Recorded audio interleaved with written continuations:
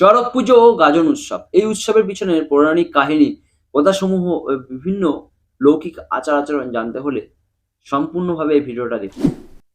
চড়ক পুজো পশ্চিমবঙ্গ ও বাংলাদেশের হিন্দু ধর্মাবলম্বীদের অন্যতম গুরুত্বপূর্ণ লোকোৎসব। চৈত্রের শেষ দিনে এই পুজো অনুষ্ঠিত হয় এবং বৈশাখের প্রথম দুদিন ব্যাপী চড়ক পুজোর উৎসব চলে। এটি চৈত্র মাসে পালিত হিন্দু দেবতা শিবের গাজন উৎসবের একটি অঙ্গ।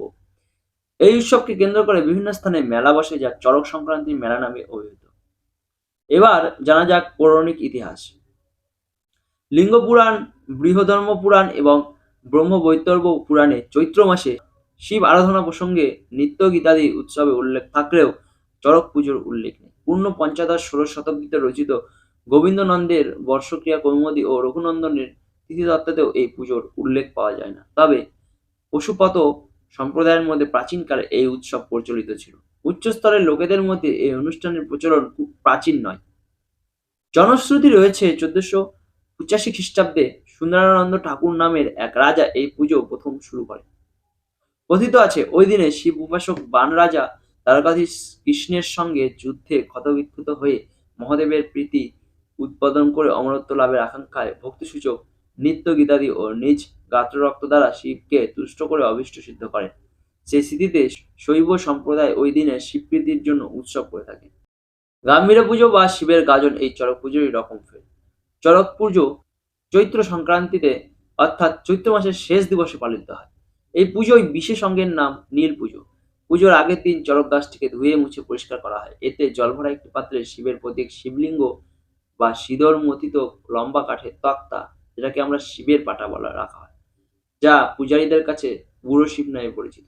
কথিত ব্রাহ্মণ এই পুজোর পুরোহিতের দায়িত্ব পালন করেন।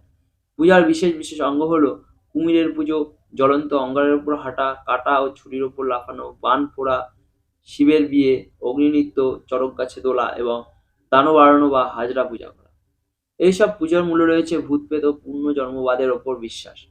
এই বিভিন্ন অনুষ্ঠান প্রাচীন কৌম সমাজে প্রচলিত নরবলির অনুরূপ।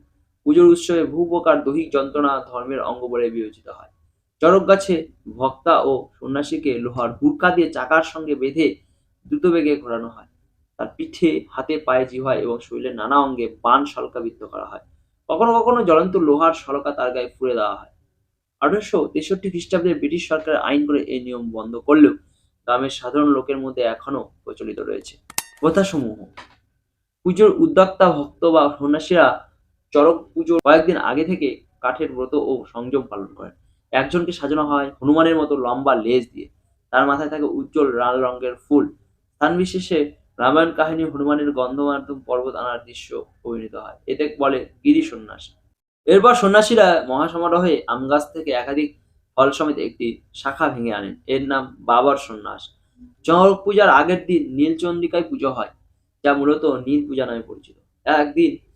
এদিন কয়েকজনের একটি দল সারা গ্রাম ঘুরে বেড়ায়। দলে দলে একজন শিব ও দুজন সখী। সখীদের পায়ে থাকে ঘুঙুর। তাদের সঙ্গে থাকে ঢোল, কাসর সহ বাদক দল। সখীরা গান ও বাজনার তালে তালে নাচে। এদেরকে দোল বা নীল পাগলের দলও বলা হয়। এরা বাড়ি বাড়ি ঘুরে গাজনের গান গায় এবং নাচ গান পরিবেশন করে। বিনিময়ে দান হিসেবে যা কিছু পাওয়া যায় তা দিয়ে হয় পুজো। এদিন রাতে হাজরা পুজো হয় এবং শিবের উদ্দেশ্যে খিচুড়ি ও শোল মাছ নিবেদিত হয়। মাঝরাতে শিবের আরাধনার সময় দুজন সন্ন্যাসী প্রবল বেগে মাথা ঘুরিয়ে মন্ত্র বলতে বলতে সংজ্ঞাহীন হয়ে পড়েন। এই অবস্থাকে দেবতার ভর বলা হয়। এই সময় তারা দর্শক মণ্ডলীর প্রশ্নে যা যা উত্তর দেয় তা অভ্রান্ত বলে সাধারণ বিশ্বাস করে। চড়কের দিন সন্ন্যাসীরা বিশেষ ফুল ফল নিয়ে বাদ্য সহকারে নানা ভঙ্গিমায় শিব প্রণাম করে। তাছাড়া দেবতার অবিচল ভক্তি ও নিষ্ঠা প্রদর্শনের জন্য তারা ধারালো বটি, গাছের কাটার উপর ঝাঁপ দেন অথবা পা দুটো উপরের নিচে মাথা নিচের দিকে রেখে ঝুলে থাকে। এগুলো যথাক্রমে বটি ঝাঁপ, কাটা ঝাঁপ ও ঝুল ঝাঁপ নামে পরিচিত।